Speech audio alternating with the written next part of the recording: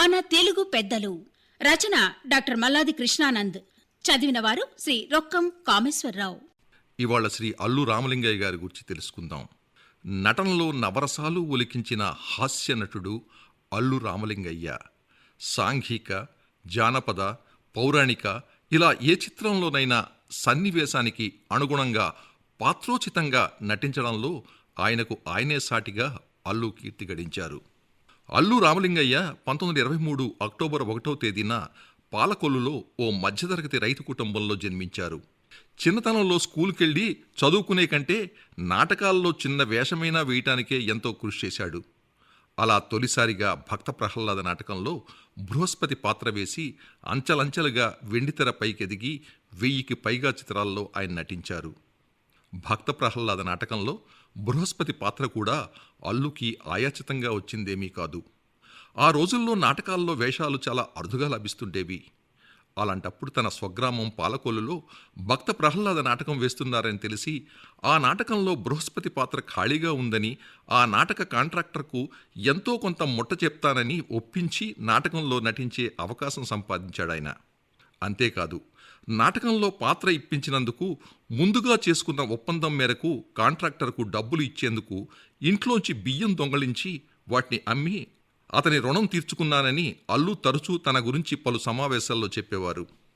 నాటకాల పిచ్చితో అష్టకష్టాలు పడి పలు వేషాలు వేసి తన నటనకు అనేక రకాలుగా మెరుగులు దిద్దుకున్నాడు. ఆ తరువాత పలు సాంఘిక నాటకాల్లో వేషాలు వేశాడాయన. ప్రజానాట్య మండలిలో చేరి పలు పరిషత్ నాటకాల్లో నటించే అవకాశం స్వయం కృషితో ఆయన సాధించారు. దేవులపల్లి కృష్ణశాస్త్రి గారు న్యాయ నిర్ణేతగా వ్యవహరించిన కూడుగుడ్డ నాటకంలో శాస్త్రి పాత్రధారిగా ప్రత్యేక జూరీ బహుమతి అల్లు తొలిసారిగా అందుకున్నారు. రంగస్థలంపై పశ్చాత్తాపం, ఆడదలేని సంసారం, పరివర్తన తదితర నాటకాలు అల్లూరి రామలింగయ్యకు మంచి పేరు ప్రఖ్యాతులు తెచ్చిపెట్టాయి. 1952లో తొలిసారిగా పుట్టిల్లు సినిమాలో నటించే అవకాశం అల్లుకు దొరికింది. 1953లో విడుదలైన ఈ చిత్రం ఆ తర్వాత అల్లుగారికి అనేక అవకాశాలు వచ్చాయి. వద్దంటే డబ్బు, మిస్సమ్మ, భాగ్యరేఖ, ఆత్మగౌరవం, యమగోళ, బలిపీఠం ఇలా ఒకటేమిటి 1030 చిత్రాల్లో సుమారు 5 దశాబ్దాలు అవిశ్రాంతంగా ఆయన నటించారు. అయితే తెలుగువారికి అచ్చొచ్చిన సంఖ్య 1116. 1116 చిత్రాల్లో నటించాలన్నది ఆయన కోరిక తీరలేదని ఆయన అభిమానులు చెప్తారు. 1972లో అల్లు రామలింగయ్య గీతా ఆర్ట్ సంస్థను ప్రారంభించి బంట్రోతు భార్య, దేవుడే దిగివస్తే, బంగారు పథకం వంటి చిత్రాలు రూపొందించారు. ఈ సంస్థ ద్వారానే అల్లు రామలింగయ్య కుమారుడు అల్లు అరవింద్ అనేక హిట్ చిత్రాలను రూపొందిస్తున్నారు. తాను పెద్దగా చదువుకోపోయినా చదువుకునే వారికి సహాయపడాలన్న ఉద్దేశంతో తన స్వగ్రామం పాలకొల్లులో ఎలిమెంటరీ పాఠశాల అభివృద్ధికి, రాజమండ్రిలో హోమియో కళాశాలకు ఆయన తగిన సహాయం అందించారు. స్వాతంత్ర పోరాటంలో భాగంగా గాంధీజీ ఉపన్యాసాలు తనను ఎంతగానో ప్రభావితం చేశాయని, క్విట్ ఇండియా ఉద్యమంలో పాల్గొనేందుకు గాను బ్రిటిష్ పోలీసులు తనను అరెస్ట్ చేశారని ఆయన పలు సమావేశాల్లో చెప్పేవారు. ప్రజానాట్య మండలి కళాకారుడిగా కమ్యూనిస్టు భావాలతో ఆ పార్టీ ఆశయాల పట్ల ఆ పార్టీ నాయకులు పుచ్చలపల్లి సుందరయ్య గారిను తానెంతగానో అభిమానిస్తానని అల్లు తరచూ చెప్పేవారు. తన సుదీర్ఘ నట జీవితంలో తెలుగువారికి అర్ధ శతాబ్దికి పైగా అనిర్వచనీయమైన హాస్యపు జల్లులు అందించిన అల్లు సేవలకు గుర్తింపుగా లభించిన గౌరవ సత్కారాలు అనేకం ఉన్నాయి. కేంద్ర ప్రభుత్వం ఆయన్ని పద్మశ్రీ బిరుదుతో సత్కరించింది.